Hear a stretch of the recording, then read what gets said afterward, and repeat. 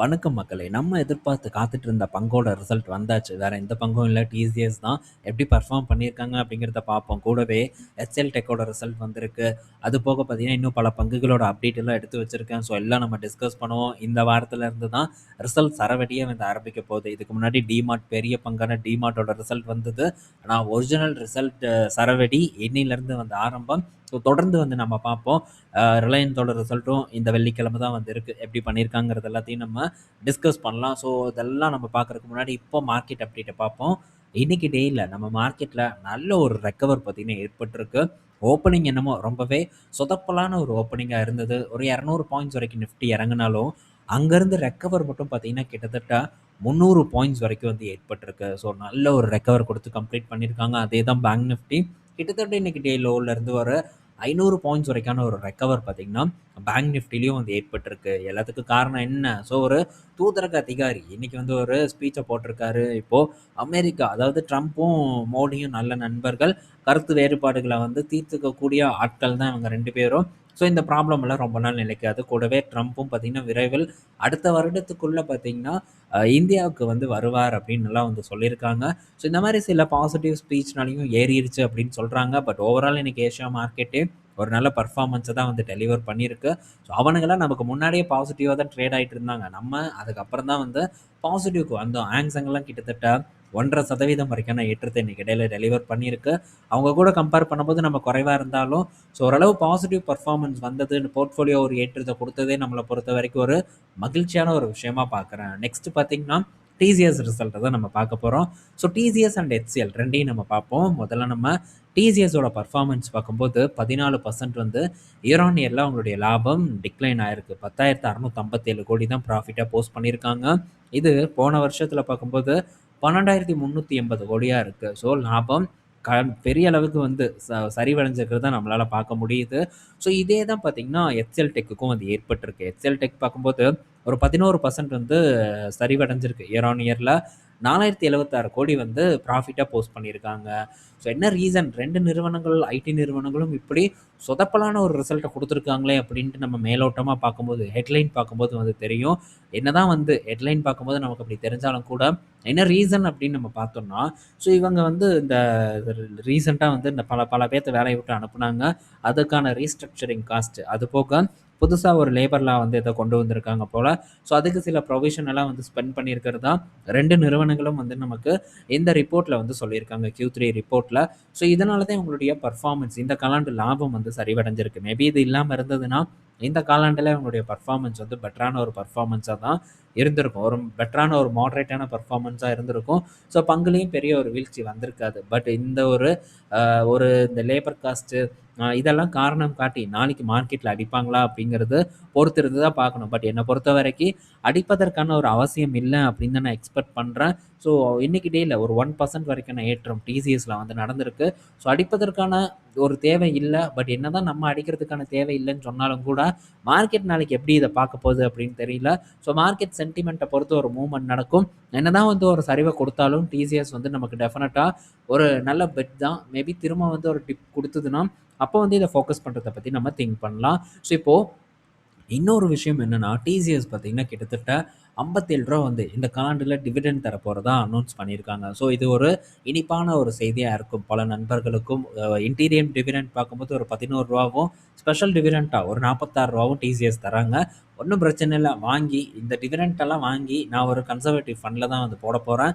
So அது என்னோடய ஃபண்ட்லலாம் நான் போட போகிறதில்ல. அதை பார்த்தீங்கன்னா ஃபேமிலி மெம்பரில் ஒரு ஒரு அக்கௌண்ட்டில் வந்து போட்டுட்டு ஸோ அந்த அமௌண்ட் எடுத்துகிட்டு தூக்கி ஏதாச்சும் ஒரு ஆப்பர்ச்சுனிட்டி வரும். ஸோ எப்படி இப்போ வந்து டிசிஎஸ் ஓட டிவிடெண்ட் வருது, இந்த டிவிடெண்ட்டை தூக்கி அடுத்த ஒரு டாடா கம்பெனியில் போடுவேன். ஸோ அப்படிப்பட்ட கம்பெனின்னு பார்த்தா அது டாடா மோட்டார்ஸ் தான் இருக்குது. ஒன்று டாடா மோட்டார்ஸ் விரைவில் ஆப்பர்ச்சுனிட்டி கொடுத்தா அது, அப்படி இல்லைன்னா நாட்கோ ஃபார்மா, இதெல்லாம் வந்து நான் ஆப்பர்ச்சுனிட்டி விரைவில் வரும் அப்படின்ட்டு எதிர்பார்க்கக்கூடிய பங்குகள். ஒன்று அதில் கிடச்சதுன்னு நாட்கோ ஃபார்மாவில் போடுவேன். ஸோ இந்த மாதிரி கொஞ்சம் லார்ஜ் கேப் பங்குகளில் சேர்த்து இன்வெஸ்ட்மெண்ட் பண்ணும்போது சேர்த்து வந்து முதலீடு பண்ணிக்கலாம் அப்படிங்கிற ஒரு ஐடியாவில் இருக்குது. அப்படியெல்லாம் இல்லைப்பா, திரும்ப டிசிஎஸ் வந்து நான் வாங்கினதுக்கு கீழே வருது அப்படின்னா அந்த டிவிடெண்ட்டை அகைன் பார்த்தீங்கன்னா டிசிஎஸ்லேயே வந்து ஸ்பெண்ட் பண்ணிட்டு போயிடுவேன். ஸோ வெறும் டிசிஎஸோட டிவிடெண்ட்டை மட்டும் சொல்லலை, மற்ற டிவிடெண்ட்டும் வரும். ஸோ HCL 12 ரூபா டிவிடெண்ட் தரானுங்க. இன்னும் விப்ரோ பெருசாக தரமாட்டான், பட் இன்ஃபோசிஸ் ஓரளவு தருவான். ஸோ இன்ஃபோசிஸோட டிவிடெண்ட் வரும். இன்னும் பல கம்பெனிஸ் இருக்குது, இப்போ தான் வந்து ஆரம்பிச்சிருக்கு. ஸோ வரக்கூடிய டிவிடெண்ட் எல்லாம் ஒரு தனியாக ஒரு லிக்விட் ஃபண்டில், சாரி லிக்விட் ஃபண்டுங்கிற பாருங்க, கன்சர்வேட்டிவ் ஃபண்டில் தூக்கி போட்டுட்டு கரெக்டாக, ஏன்னா இன்னும் ஆப்பர்ச்சுனிட்டி வரும் அப்படின்னு தான் நான் எக்ஸ்பெக்ட் பண்ணுறேன். அந்த ஆப்பர்ச்சுனிட்டியை பயன்படுத்துறதுக்கு அந்த ஃபண்டில் போடலாம், தூக்கி அந்த ஃபண்டில் இருந்து கொஞ்சம் ரிட்டர்ன் வரும். ஸோ அதை தூக்கி இது பண்ணலாம். ஏன்னா இந்த டிவிடெண்ட் எல்லாத்தையும் பேங்க் அக்கௌண்ட்லேயே நம்ம வச்சோம்னா, ஸோ அப்பப்போ முதலீடு பண்ணும்போது வந்த டிவிடெண்ட்டு எப்படி போகுது, என்ன ஆகுது, வந்துதா அப்படிங்கிற ஒரு கணக்கு கூட தெரிய மாட்டேங்குது. ஏன்னா அடுத்தடுத்த ஆப்பர்ச்சுனிட்டி வரும்போது நம்ம ஃபண்டை தூக்கி அதில் அந்த அக்கௌண்ட்டில் போடுவோம். அக்கௌண்ட்லேருந்து ஒட்டுக்கா ட்ரான்ஸ்ஃபர் பண்ணும்போது கணக்கு அப்படியே நம்ம அதெல்லாம் பார்க்குறதும் வந்து கிடையாது.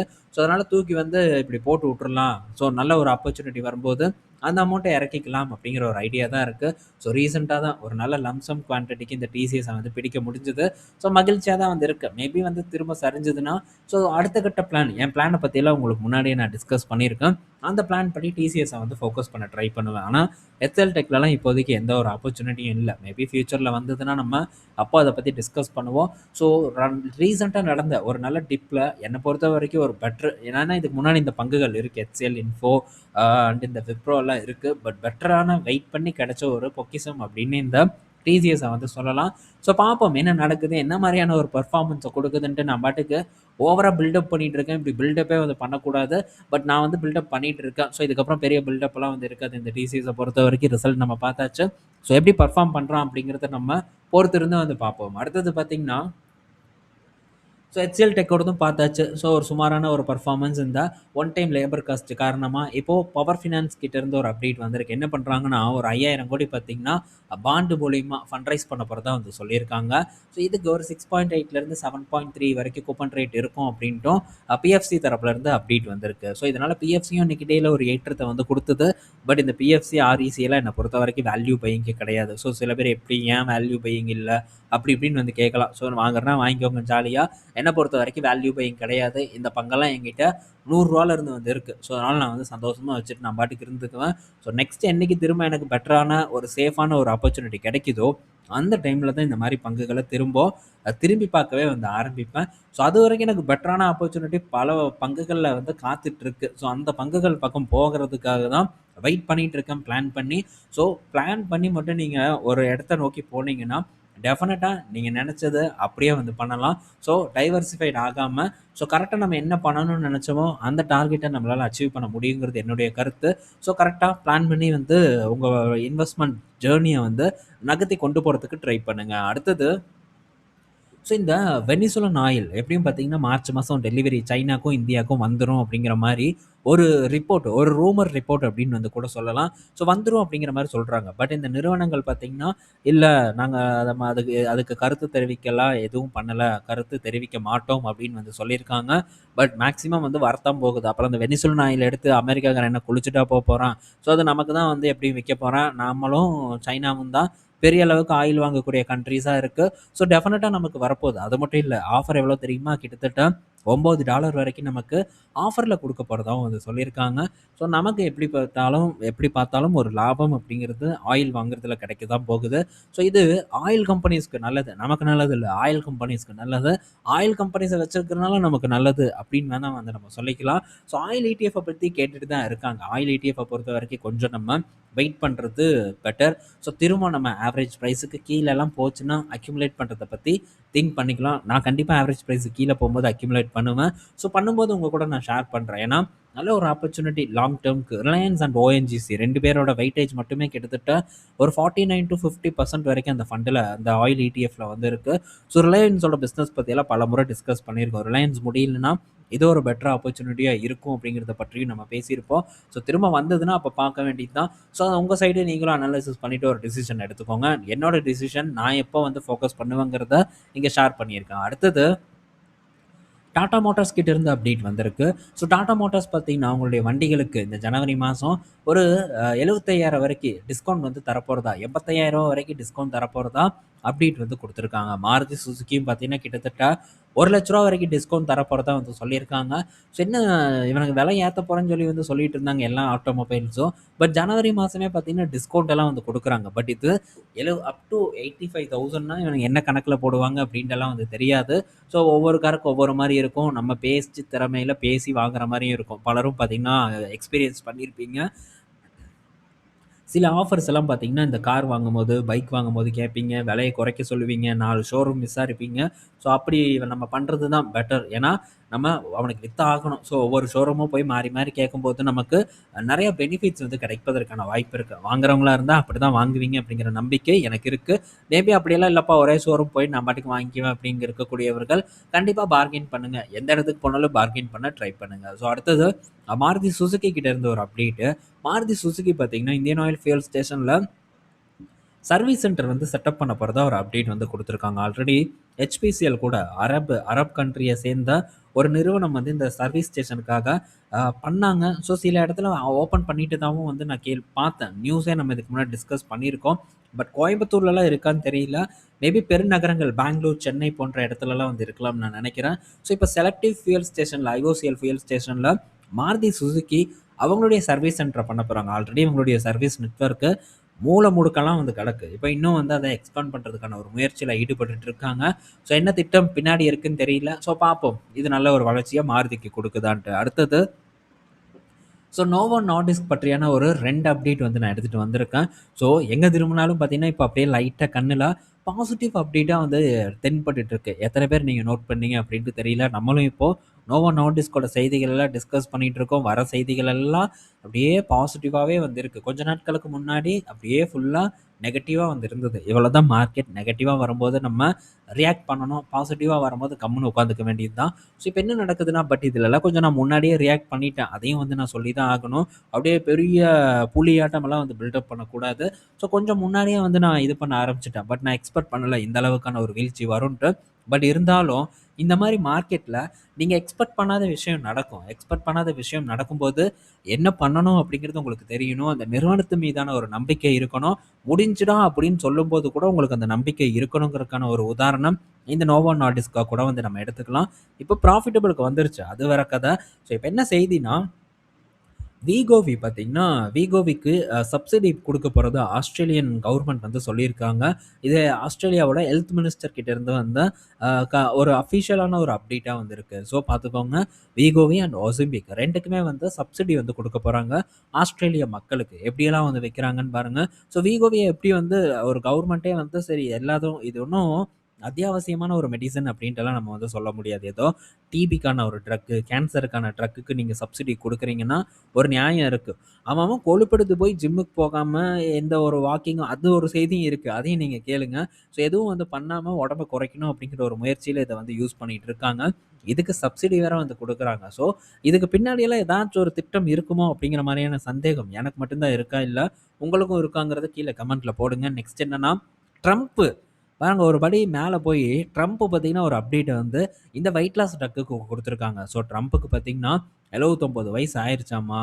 அப்புறம் வந்து இந்த ஜிம்முக்கு போறது, ட்ரெட்மில்ல நடக்கிறது, ட்ரெட்மில்ல ஓடுறது, இதெல்லாம் எனக்கெல்லாம் சுத்தமா புடிக்காது. நான் அப்படிப்பட்ட ஆளே கிடையாது. நான் வந்து நோகாம நோன்பு கும்பிடணும். உட்கார்ந்த இடத்துல பார்த்தீங்கன்னா, எனக்கு வெயிட் குறையணும். நான் நல்லா திம்பேன். எனக்கு வெயிட் குறையணும் அப்படிங்கிற மாரியான ஒரு கமெண்ட். இது வந்து சீரியஸா ட்ரம்ப்பே வந்து போட்டிருக்காரு. ஸோ நான் ஓட மாட்டேன். ஜிம்முக்கு போமாட்டேன். இதெல்லாம் வந்து ஏதோ இந்த சும்மா அவரு இந்த ஜிம்முக்கு போறவனெல்ல கிண்டல் பண்ற மாரி வந்து போட்டிருக்காங்க.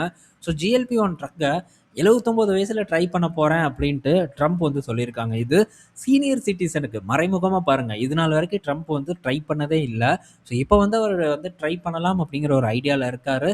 ஸோ சீனியர் சிட்டிசனுக்கு சேஃப் அப்படிங்கிற மாரியான ஒரு மறைமுகமான ஒரு ப்ரமோஷன எடுத்துட்டு வராங்க. இதே தான் வந்து இந்த நோவோ நார்டிஸ்கோட இன்ஜெக்ஷன் ஃபர்ஸ்ட் வரும்போது பல பிரபலங்கள் எலான் மஸ்க் இன்னும் பல பிரபலங்கள் பார்த்தீங்கன்னா, இத வந்து ப்ரமோட் பண்ணாங்க. இப்பவும் பார்த்தீங்கன்னா, திரும்ப ப்ரமோஷன் வந்து நடக்குது.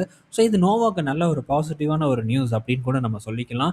இன்னைக்கு டேல எவ்வளோ ஒரு ஏற்றத்த குடுத்துருக்குன்னு தெரியல. நான் அப்படியே ப்ரீ மார்க்கெட்ல பார்த்தேன். இப்பவும் ப்ரீ மார்க்கெட்ல தான் இருக்கும். ஸோ ஓரளவு $60க்கு மேல தான் ட்ரேட் ஆயிட்டு இருந்தது. ஸோ இப்போ டெய்லி ஓப்பனிங் பார்த்தீங்கன்னா, கேப் அப் ஓப்பனிங்கா இருக்கு. நோவோ நார்டிஸ்க்கு. ஆனா எண்ட் ஆஃப் தி டேல கொஞ்சம் சரிவடைஞ்சு தான் வந்து க்ளோஸ் ஆயிட்டு இருக்கு. ஸோ இந்த வெயிட் லாஸ் பில்ல வேற லெவல்ல வந்து ஸ்ப்ரெட் பண்ணிட்டு இருக்காங்க. ஒரு நல்ல ரிசல்ட் கிடைக்கும் அப்படின்னு நம்ம நம்புவோம்.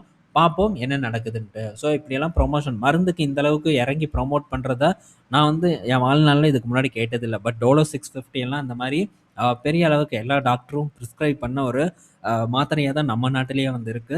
ஸோ அது சாப்பிடக்கூடாது அப்படிங்கிற ஒரு விழிப்புணர்வும் இப்போ பெரிய அளவுக்கு வந்து வர ஆரம்பிச்சிருச்சு. பட் யாருக்காச்சும் காய்ச்சல் வந்ததுன்னா, நீங்களே நெனச்சு பாருங்க.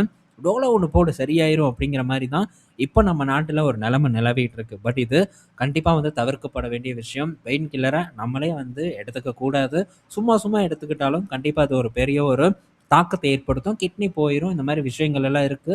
ஸோ பெரிய அளவுக்கு இந்த ட்ரக்லயும் ப்ரமோஷன் நடக்குதுங்கிறத அப்படியே நமக்கு ஒரு ஒரு ஸ்டேஜ் வளர வளர தான் நமக்கும் வந்து தெரிய வருது. ஸோ தெரிஞ்சுக்குவோம், கத்துக்குவோம். இந்த வீடியோல நம்ம பல விஷயங்கள பத்தி டிஸ்கஸ் பண்ணியிருப்போம். பயனுள்ளதா இருக்கும்னு நான் நெனைக்கிறேன். நாளைக்கு நம்ம இன்னொரு ஒரு வீடியோல மீட் பண்ணுவோம். பாய் மக்களே!